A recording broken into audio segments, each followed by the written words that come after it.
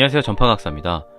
오늘은 남녀노소 불문하고 모두 그들의 존재를 알고 있지만 볼 수도 없고 만질 수도 없는 오직 과학적으로 복원된 모습으로 박물관이나 TV, 영화 혹은 책, 그리고 우리들의 상상 속에서나 만나볼 수 있는 바로 그 미지의 생명체, 공룡에 대해 알아보려고 합니다.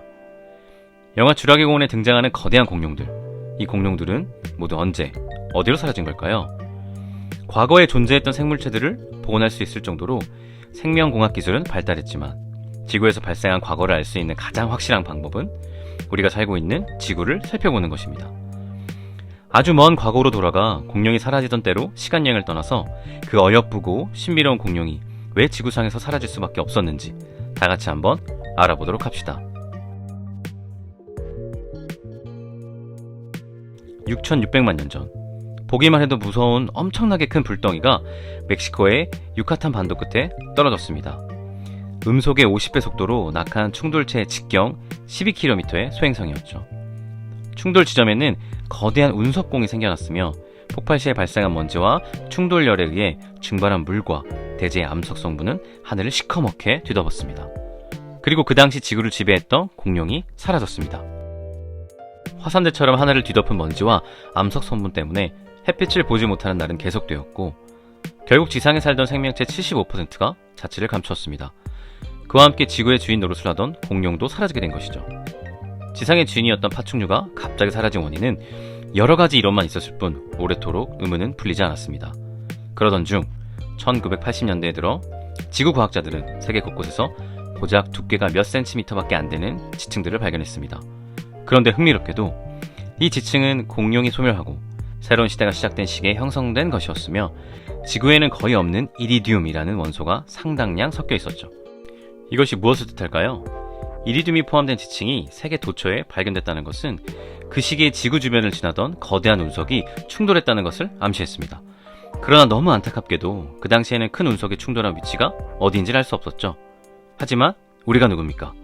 불굴의 과학자들의 연구는 계속되었고 1990년경 달과 행성연구소의 지질학자 크링은 지상에서 발견되는 이리듐층을 조사하다 캐리비안 바다에 접한 IT의 이리듐층이 약 50cm 정도로 다른 지역보다 유난히 두텁다는 것을 발견했죠. 그는 근처의 운석이 충돌했다는 것을 직감할 수 있었습니다. 크링의 조사가 계속되던 중 유카탄 반도 앞바다에서 석유를 시추하던 회사로부터 흥미로운 정보를 입수합니다. 그 바다 밑에 화산구멍과 비슷한 지형이 있다는 것이었습니다. 그리고 매우 고맙게도 석유 회사는 자기들이 해저에서 파낸 암석이 보관되어 있으니 그것을 조사해보라고도 했습니다. 크링은 샘플을 검사하자마자 알 수 있었습니다. 그 자리가 운석 충돌 지점임을. 바로 착수한 정밀조사 결과 운석공의 주변 직경은 무려 180km나 되었습니다. 그는 찾아낸 거대 운석공을 근처 마을의 이름을 따서 칙슬룹 운석공이라 명명했습니다. 하지만 운석공에 대한 의문은 해소를 하지 못했습니다. 크링팀은 2016년 그 자리를 직접 시추하기로 결정을 내리고 연구에 착수합니다. 그렇다면 크링팀이 가졌던 의문은 무엇이었을까요? 크링팀의 의문 3가지.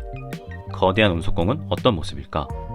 운석이 충돌한 직후에 지구에는 어떤 환경 변화가 발생했을까? 파괴된 지구 환경은 얼마나 빨리 회복되어서 새 생명체들이 나타나게 되었을까? 그렇지만 뭐니뭐니 해도 가장 중요한 화두는 운석공 주변이 왜 둥그렇게 피크링이 생기는가였습니다. 그렇다면 이 의문을 해소하기 위해 바로 작업에 착수를 해야겠죠. 이때 크링팀에는 텍사스 대학의 지구물리학자 걸릭도 함께하게 됩니다.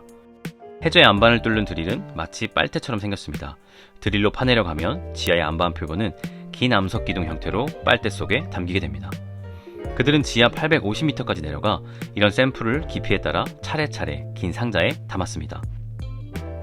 이때부터 과학자들은 코어를 실험실로 가져가 깊이에 따라 여러 가지를 분석했습니다. 또한 샘플을 현미경으로 관찰하고 암석의 성분을 화학적으로 조사했죠. 그리고 확인된 정보들은 컴퓨터로 분석하여 충돌 당시의 상황을 파악했습니다. 분석 결과 운석 충돌의 충격은 지하 30km까지 전달되었으며 이때 반동에 의해 지하 10km까지 있던 화강암 안반이 지표로 튀어나오기도 했습니다.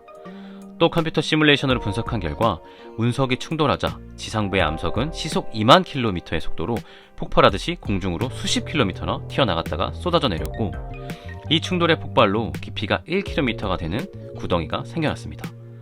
구덩이 주변에는 높이가 400m에 이르는 피크링이 형성되었습니다. 이 무시무시한 일이 불과 단 몇 초 사이에 일어난 사건이었습니다. 그렇다면 이쯤에서 궁금했던 질문 하나.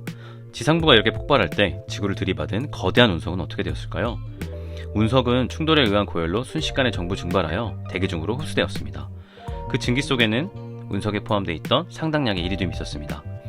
6,600만 년 전에 형성된 얇은 지층의 이리듐은 바로 이때 증기 상태로 퍼진 운석 속에 이리듐이 지상으로 내려와 쌓인 것입니다. 오늘의 이야기는 여기까지입니다. 영상 어떠셨나요?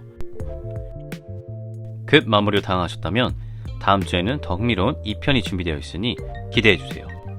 다음 시간에는 더 재미있고 흥미로운 이야기로 이어서 찾아뵙도록 하겠습니다. 시청해주셔서 감사합니다.